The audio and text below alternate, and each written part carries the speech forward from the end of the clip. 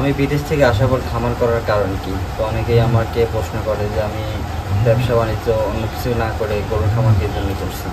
তো আমার অনেক দিনের আগে থেকে ইচ্ছা ছিল যে দেশে যখনই যাব আমি গরুর খামার দেব। সেই ইচ্ছা থেকে আমি গরুর খামার দিছি। আর আমি হচ্ছে ছোটোবেলা থেকে দেখছি আমার বাড়িতে দু একটা করে গরু ছিল। তো গরুতে আমার আশেপাশে অনেকেই খামার আছে। তো সেখান থেকে আসলে আমার ইচ্ছা ছিল যে আমি যখনই দেশে যাই তখন একটা গরুর খামার দেবো।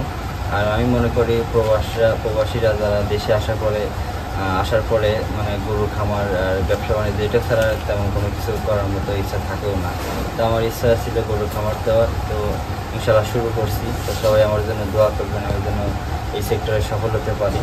আর আপনারা আমার ভিডিওগুলো যারা দেখেন, তো আমার গরু পরিচর্যায় অনেক ভুল ত্রুটি হতে পারে। অবশ্যই আপনারা আমার ভালো যে কী হয় সেটাকে আমার পরামর্শ দিবেন।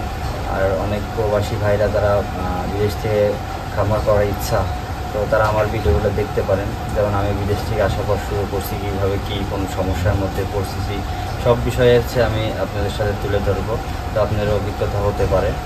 তো আমিও তেমন বেশি কিছু জানি না গরুর খামার সম্পর্কে, যতটুকু জানি। আর যেহেতু আমার বাড়িতে আমার আব্বা আছে অনেক অভিজ্ঞ গরু পালনে, তো আমার তেমন সমস্যা হবে না ইনশাল্লাহ। তারপর আপনারা পরামর্শ দিবেন, যেহেতু আমি ভিডিও আপনার সাথে শেয়ার করব।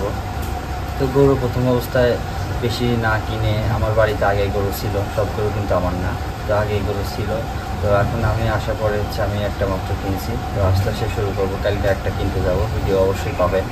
তো বাড়িতে অন্যান্য গরু আছে, এগুলোর সাথে হচ্ছে আমি খামার শুরু করছি। তো অবশ্যই আপনারা দোয়া।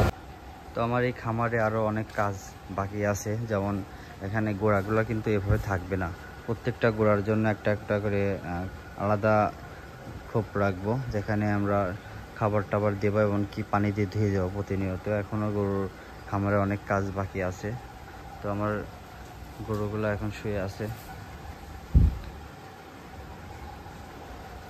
আমার এই গরুর খামারের ভিতরে এই ভুট্টাগুলো রাখছে। এই পাশে গরু এখনও কিনা হয় নাই, এখানে খালি জায়গা আছে, এজন্য এই ভুট্টাগুলো রাখা হয়েছে।